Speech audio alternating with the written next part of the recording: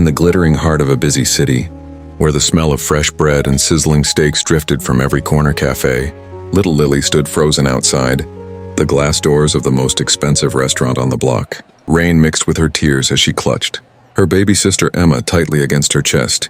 The gray blanket wrapped around Emma was the only warm thing they owned.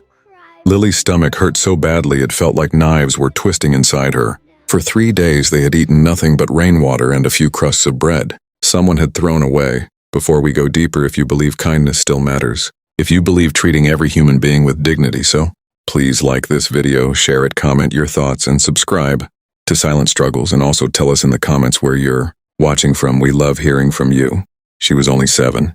Her dress was torn at the shoulder, her golden hair a wild tangle, her blue eyes red from crying. Emma, just 1 year old, whimpered softly, too weak even to cry loudly anymore. Their mother lay feverish in a tiny room across the alley, too sick to move. "I have to try, Emma," Lily whispered, kissing her sister's forehead. "For Mama." Taking a deep breath that shook her whole body, Lily pushed open the heavy door. Warm air and soft music wrapped around her like a dream. Heads turned. A waiter frowned, but Lily walked straight to the table by the window, where a man in a crisp blue suit sat alone, cutting into a plate of creamy pasta and golden bread. He looked important, clean-shaven, expensive watch glinting under the lights. To Lily, he was just a kind-looking stranger having dinner. She stopped beside him, voice barely louder than a breath. "Sir, can we eat the leftovers?" The man's fork froze halfway to his mouth. He looked up slowly. His dark eyes met hers, first with surprise, then something deeper, like a crack opening in stone. The whole restaurant seemed to hold its breath. Lily's lips trembled. "Please, sir. My sister is so hungry, and Mama is sick. We won't make any noise. We'll eat whatever you leave on the plate. I promise." He didn't answer right away. His jaw tightened. For one terrible second, Lily thought he would call the waiter to throw them out. Instead, he gently placed his fork down, never taking his eyes off the tiny girl and the bundle in her arms. "What's your name, little one?" he asked, his voice low and steady, but something in it trembled too. "Lily," she answered, wiping her nose with the back of her hand.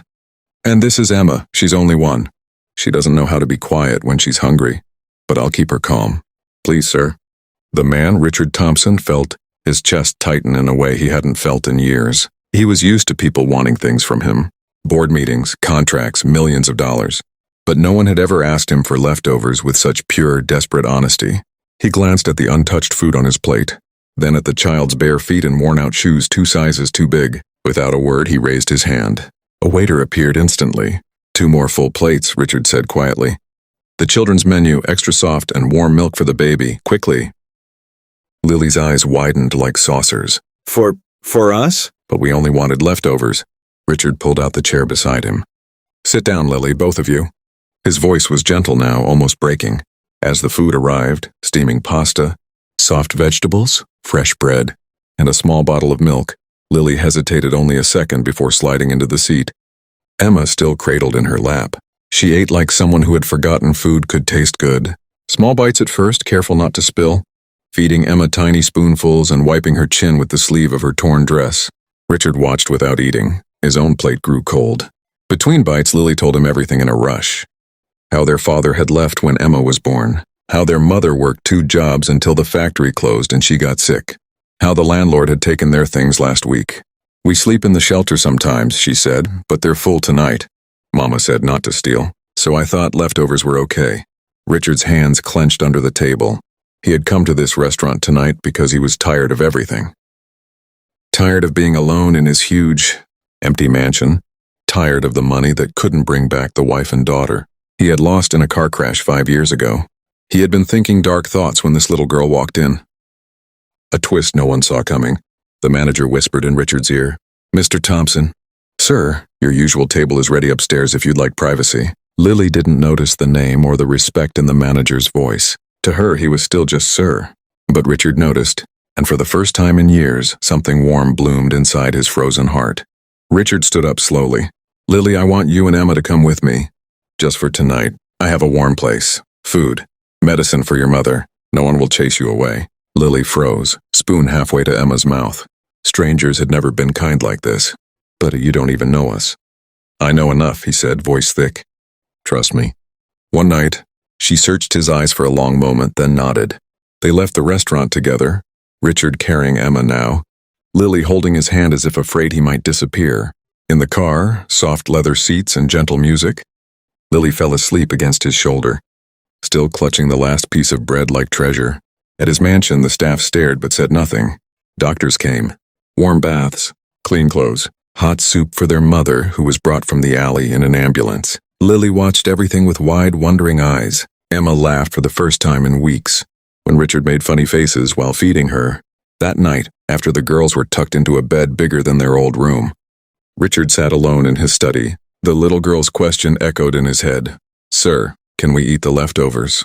He opened a drawer and pulled out a photo of his own daughter. Same golden hair, same trusting eyes. She would have been 8 this year. Tears he had held back for 5 years finally fell. The next morning, Lily woke to sunlight and the smell of pancakes. Richard was waiting with a gentle smile. "Lily," he said, kneeling so they were eye level, "I haven't been completely honest. I'm not just a man who eats at restaurants. I own many restaurants, and many other things. I have more money than I know what to do with.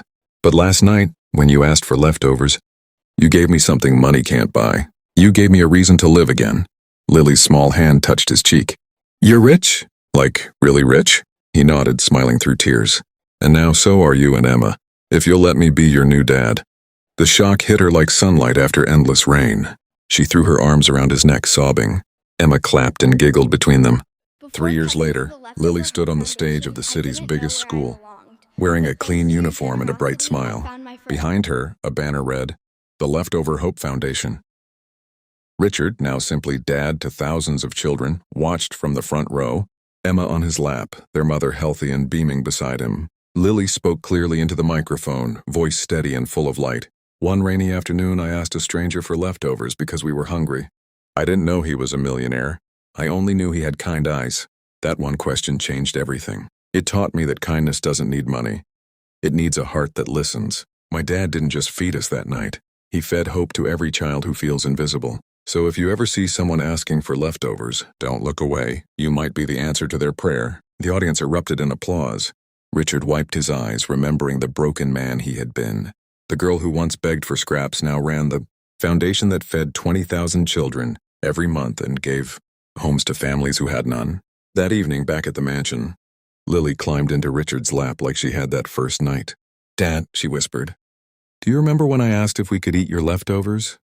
He hugged her tight. "Every single day, sweetheart." That question saved me. Emma, now 4 and full of giggles, ran over with a drawing of their family, big, happy, and complete. "We're not leftovers anymore," she declared proudly. Richard laughed through happy tears. "No, my loves. We're the most precious meal life ever served." And in that moment, the whole world felt a little warmer, because one small, brave voice had reminded us all, true wealth is never in what we keep. It is in what we are willing to share. Kindness costs nothing, yet it can buy back entire lives. Selflessness turns strangers into family, and sometimes the smallest ask, "Sir, can we eat the leftovers?" becomes the biggest miracle of all.